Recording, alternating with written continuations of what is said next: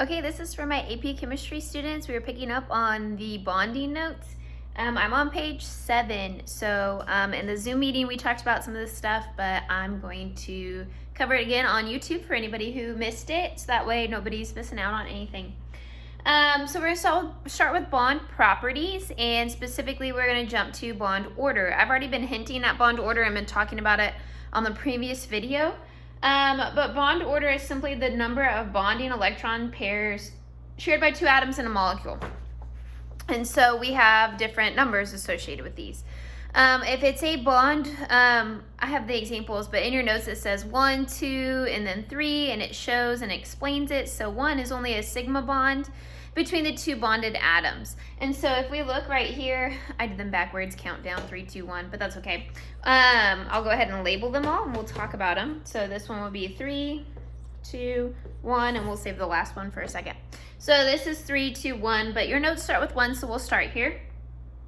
So only a single bond between two atoms, and so I have two atoms here in this molecule. They're bonded together, hydrochloric acid. It is a covalent bond, two nonmetals bonding together. And then we have one bond, so that would be a bond order of 1, holding those together. And remember, our first bond is always a sigma bond, and then all additional ones would be pi bonds, and sigma is stronger than pi. So 2, it says 2 shared pairs between two atoms, 1 sigma and 1 pi bond. And so right here I have carbon dioxide for you.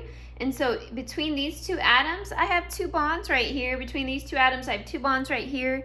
Another way to look at it is I have 2 different bonding sites with 4. So 4 divided by 2 is still 2. So this is a bond order of 2. And then one of these would be a sigma bond. So a sigma bond and a sigma bond, and then a pi bond and a pi bond. Hopefully that's starting to make sense to you. And then next we have up here is a bond order of 3. And so we have 3 shared pairs between 2 atoms. So I have 3 different shared pairs of electrons between these 2 atoms. And 1 sigma and 2 pi bonds. So one of these is a sigma bond, and then the other 2 would be pi bonds. So that kind of explains most of bond order. Whenever we have fractional ones, because of resonance, which we just talked about previously, how you calculate the bond order is your notes say number of shared pairs linking X and Y. So if I have element X linked to element Y, and then number of X and Y links. I think it's easier to call them bonding sites and bonds, but that being said, it's the same thing. So right here I have a shared pair, and then I have 2 shared pairs for a total of 3 shared pairs, so it will go up on the top. So that's because we have 1, 2, 3. So a sigma, and a pi, essentially, as of the verbiage that we just previously talked about. The first bond is always a sigma, additional bonds are pi bonds. And then it says the number of links. So we have a link here, and we have a link here, or a bonding site here and a bonding site here. So there's 2 different places. So in total, it would be 3/2, or it could be 1.5 is the bonding order for this one. So that's how you're calculating that. And I'll go ahead and hold it up so you can see nice and close, see my work. Okay, so then bond length is next. And so I'll go ahead and use these examples for bond length as well. The more bonds, the shorter it is. So this, out of these examples, this one with a bond order of 3 would be the shortest bond.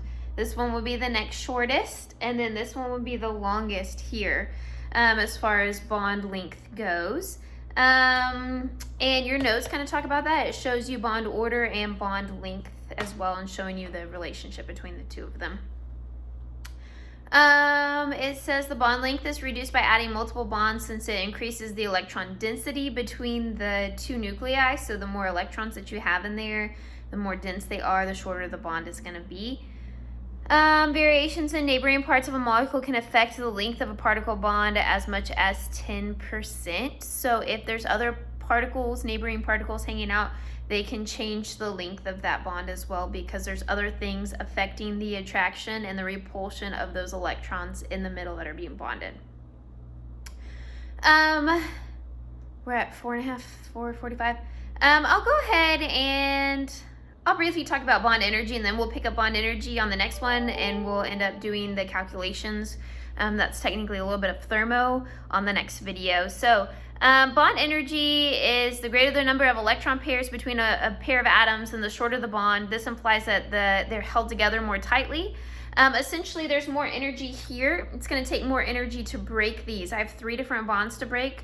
They're all closer together, so there's a lot more energy holding them together. And so it's going to take more energy to break them, because if you remember, molecules form and they release energy because they're going to a lower energy state, and to break bonds it requires energy. So this bond energy is talking about the energy required to break that bond, or the energy released to form that bond. So this one has the most energy.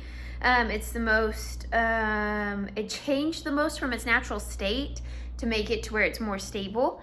And then this one will be next, or this one will be a little less energy, and this one will be the least amount of energy. A single bond would be the least energy to break. Hopefully that makes sense, and then we'll pick up on the next video.